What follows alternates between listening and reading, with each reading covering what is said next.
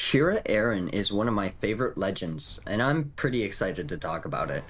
Xira Arien is a 1/2 legendary creature that costs a black, a red, and a green mana for a total casting cost of 3. Xira Arien has flying, and you can pay a black, a red, and a green mana and tap Xira to have target player draw a card. I also affectionately refer to this card as Bug Lady, because she's a bug and a lady. Bug Lady is not too impressive in 1v1, as the ability is definitely useful, but it is a little slow and hard to cast.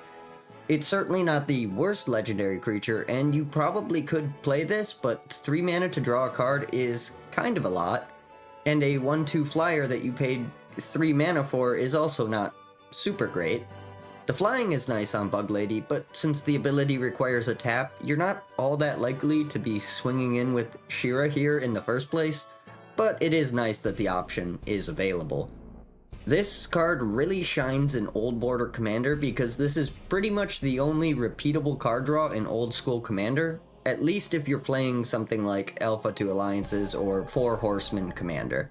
This is kind of like playing Commander with a JM Day tome in the command zone. That might not sound like much today, but this is arguably one of the most consistent decks if you're using really old card pools. I think that's pretty neat, and on top of that, Jund is a pretty solid color identity. Bug Lady also doesn't really push you in a direction, since the ability is just generically good. That is kind of disappointing from a game design perspective, I suppose, but Bug Lady definitely wasn't designed for Commander, so applying those design philosophies to this card is just kind of doing it a disservice. Circling back, I suppose it is worth noting that this card is more efficient than JM Day Tome, which seems like a big deal since JM Day Tome saw real competitive play and was at times a key component of various control strategies. However, Xira Arien isn't quite as good as JM Day Tome, despite costing less to cast and less to activate. It's probably obvious to you, but in case it isn't, the reason that Xira Arien isn't as good is mainly that Xira is exceptionally difficult to cast given the 3 color requirements in 3 mana, and its activated ability is just as difficult to activate. If you're going to be in 3 or more colors, it's pretty hard to get all the colors you need, and even if you do, the very specific requirements of this card mean that you aren't just using random extra mana to activate it, you specifically have to hold the correct mana, so if you need that mana for something else, well, you can't. The versatility and the ability to use whatever mana you have extra for JM Day Tome makes it significantly stronger in a high color deck. I find this kind of a hard concept to really grasp for a lot of especially new players, but specific color pips are way worse in a casting cost than generic mana.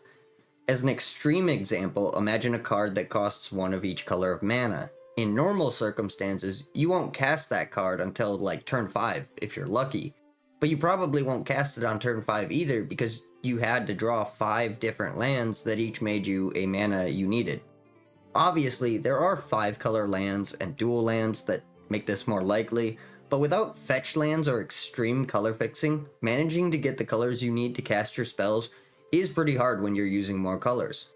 It's also worth noting that Bug Lady is a creature, and therefore creature removal can target this card, whereas creature removal can't target JM Day Tome, but being an artifact isn't that much better, as a lot of removal hits artifacts as well.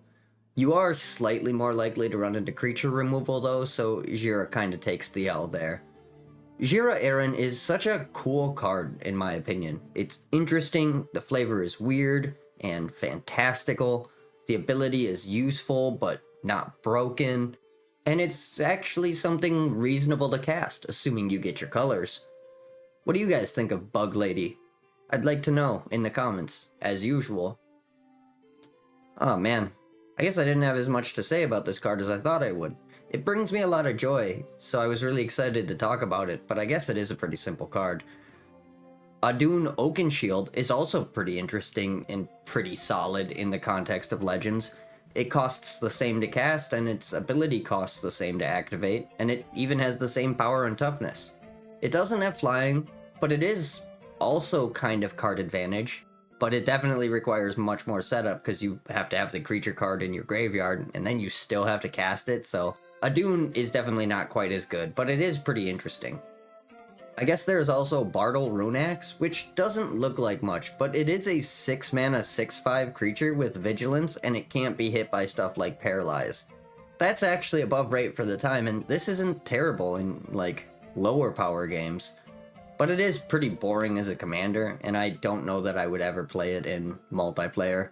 It's pretty okay in low power 1v1 though. Also, while I was talking about Gwendolyn, I probably should have mentioned Tetsuo Umezawa, because that card is also pretty okay.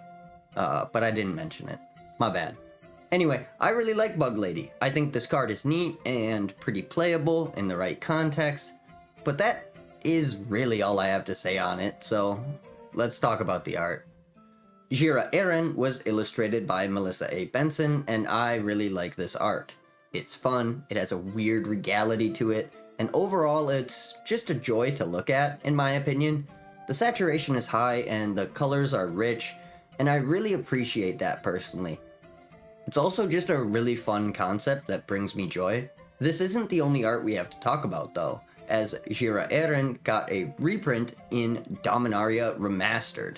So we got this art by Simon Dominic, and I think it's pretty awesome. This piece definitely still has an old school Magic vibe to it, but it's also just incredibly exceptionally well executed. The only thing I don't like about this art is that she has natural earthy colors on, and I prefer the bright and high color outfit of her previous art.